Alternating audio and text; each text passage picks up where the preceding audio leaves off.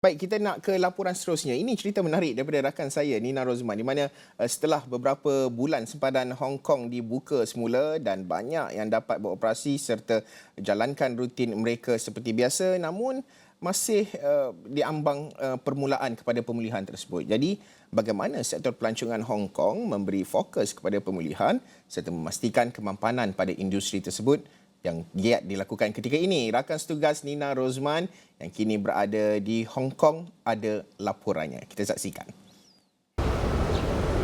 Hai, anda bersama saya Nina Rozman dan sekarang ini saya berada di Hong Kong. Secara tepatnya saya berada di Hong Kong Stadium selepas China akhirnya telah mengangkat, iaitu telah membuka balik sempadan mereka, telah membuka peluang untuk orang datang melawat di Hong Kong, China ini. Namun setelah sejak pandemik, mungkin ramai yang tertanya di luar sana, apakah yang unik? Masihkah sebab sempadan baru saja dibuka dan kita nak teroka balik semula keunikan dan budaya mereka di sini. Kerana kita tahu Hong Kong ini adalah sebahagian daripada China, tapi mereka mempunyai kepribadian dan budaya tersendiri. Dan sekarang ini saya nak lihat bagaimana untuk kita tingkatkan sektor pelancongan ini di Hong Kong, di mana saya akan bersama tetamu kita untuk membincangkan lebih lagi mengenai turisme di Hong Kong ini. Sudah tentu ramai anda di luar sana akan meletakkan Hong Kong ini sebagai list dalam senarai untuk anda melawat pada tahun ini. Dan saya tidak akan sembang panjang lagi, saya akan bawakan tetamu istimewa kita untuk kita bincangkan bagaimana untuk kita pulihkan sektor industri pelancongan ini dan kembangkan mereka. Bukan itu saja kita nak memberi tumpuan, tapi kita nak pastikan bagaimana untuk kita laksanakan secara mampan dan memastikan kelestariannya. Dan tanpa membuang masa, saya akan memperkenalkan tetamu kita. Izinkan saya berbahasa Inggeris untuk kita berbincang mengenai topik ini. Alright, so now we're going to talk about travel Hong Kong and I'm at Hong Kong Stadium. I'm going to introduce our guest, iaitu Robbie McRobbie, the Chief Executive Officer of Hong Kong Rugby Union. I want to say thank you very much for joining me today. Selamat pagi. Selamat pagi. Thank you for having me. All right. So as we know that China, Hong Kong as a whole has lifted the restriction. So now we have many people would have the chance to discover the vibrant culture of Hong Kong and even learn about the travel guide to Hong Kong. But now we want to see is how Hong Kong, as you as CEO of rugby of many mega events, so how can Hong Kong in the efforts of making sustainability and resilience towards travel and tourism development industry, how can you see it?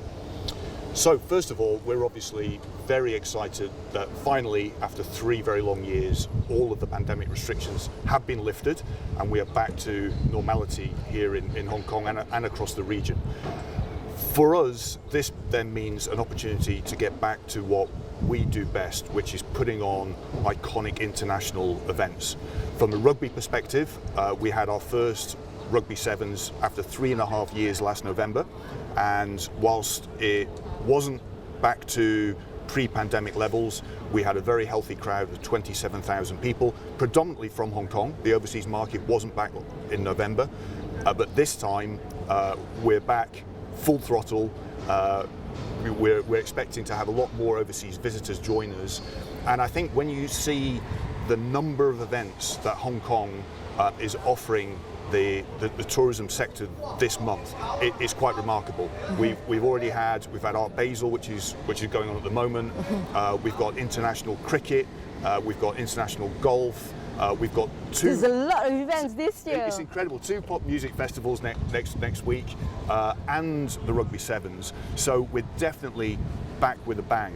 Now, I think that from the Hong Kong Tourism Board perspective, they've obviously been taking a strong lead with the Hello Hong Kong and later on in the year the Happy Hong Kong campaigns.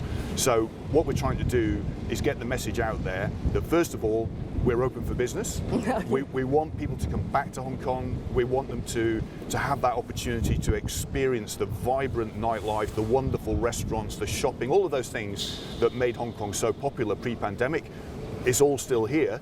But we're also wanting to attract not just not just rebuild the event industry as it was, but make it bigger and better. And of course, looking forward from the sports and entertainment perspective, in less than 18 months' time, we're going to have the new state-of-the-art Kaitak sports park opening across on the old airport site, which is going to be even bigger and better than what we have at the moment. Go big or go home. Absolutely. So, you know, the stadium we're in at the moment, which is a beautiful, iconic stadium, 40,000 capacity, but Kaitak 50,000, and most importantly for the events industry, with a roof.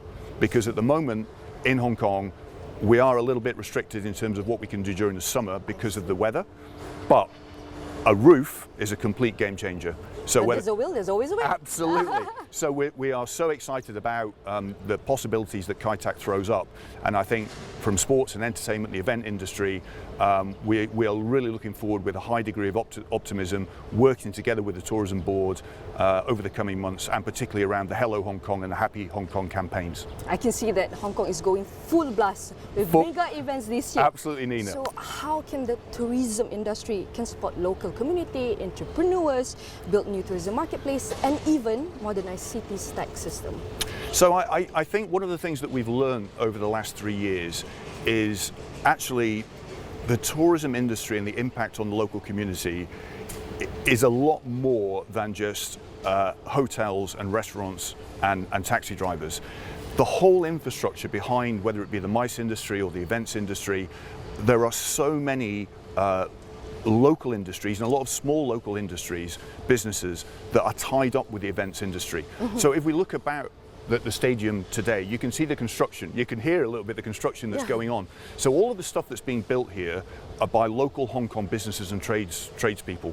And it's the same with the conference and the exhibition. So all those booths, the carpeting, all of that, it's local tradespeople who are doing that. And over the last 3 years, they've had no business, they've had no work. And the impact on the community has been really, really significant. In fact, one of our challenges at the moment is attracting people back into the events industry because they've had to go and find other things to do over the last 3 years, and we've lost a lot of that knowledge and expertise. So I think, you know, we're marketing externally, but also we're marketing internally to try and tell you know, the Hong Kong community, come back into the events industry because there is a bright future. But certainly. Yes, the hotels, yes, the restaurants, yes, the shops, yes, the taxi drivers, yes, the airlines, but it is actually, the economic impact is much broader than that. All right, so as you mentioned that it's one of the challenges to attract is tourists to come here because of the 3 years restrictions, cross-border was closed. But I think because many of people say, oh, they've been closed for 3 years, so nothing was maintained during that time. So basically, some said it's going to lose its edge. But I've seen that with the one that you mentioned, there are mega events coming this year.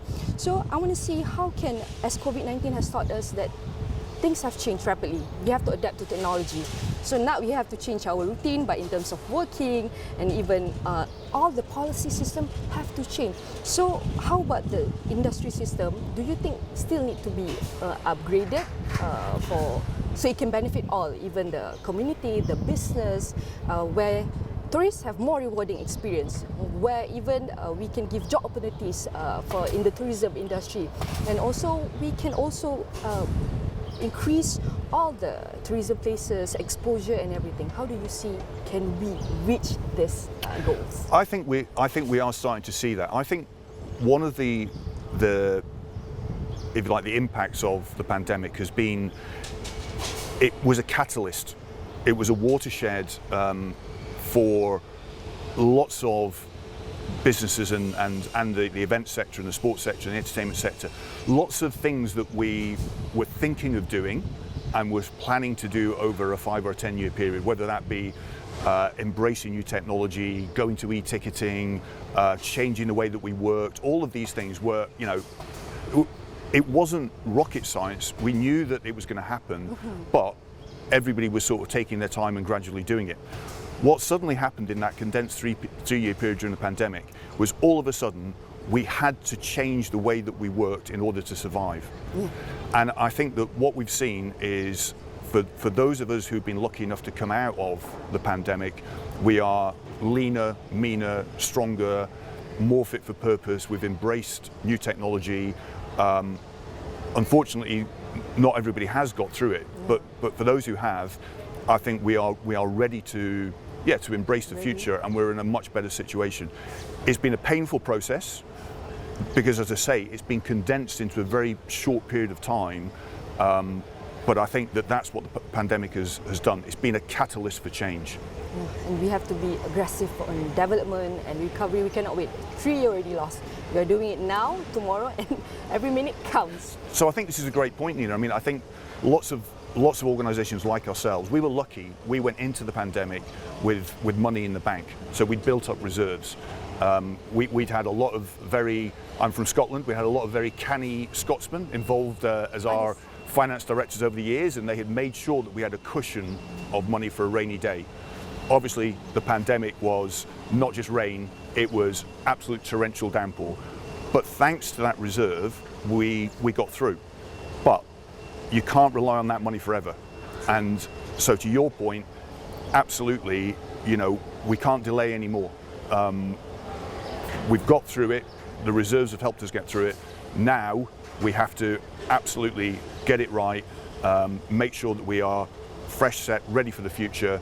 And I'm confident that the Hong Kong event sector is in a good position now. And as I say, we can see from the events that have just come back already this month, people have been poised, ready, waiting, desperate to get these events back on, and now we're starting to see it happen. Right. So maybe one last thing, I want to see share some of your future plans to boost the economy, but at the same time adding a value to the tourism. Maybe you can share with us some of your plans. So I think another thing that's come out of the pandemic is greater collaboration. So that's within the sector and externally. So we talk more now, sports associations, to each other. We try and see how we can help each other, how we can share best practice, how we can help jointly promote events. So for example, there's cricket the week after us. We're going to help cricket to see how we can help promote their event during our event, but also the wider community. So this time we made a real effort to work with the likes of Ocean Park and Star Ferry, because these are other iconic Hong Kong brands who've also had a difficult time during the pandemic. But they are iconic brands that overseas people know, they recognise, they love. And I think what we've seen with the pandemic is all of us were in the same boat together. Yeah. And we either sink together or we rise together. We've kind of been through the sinking bit. The boat's still floating, and now we rise together. So what I really want to see, and again, the tourism board are great with this in sort of helping foster these relationships, but I want to see how we can work with the other iconic Hong Kong sporting and events and entertainment brands to make sure that we all put on a fantastic show and welcome people back to our fantastic city. All right, I want to say thank you very much to Robbie McRobbie, CEO of Hong Kong Rugby Union, for sharing with us tourism in Hong Kong, the recovery. We're not talking about recovery, but we want to talk about the sustainability tourism moving forward. Alright, sekiranya anda ingin melawat di benua Asia yang tinggi, anda tidak perlu lihat jauh.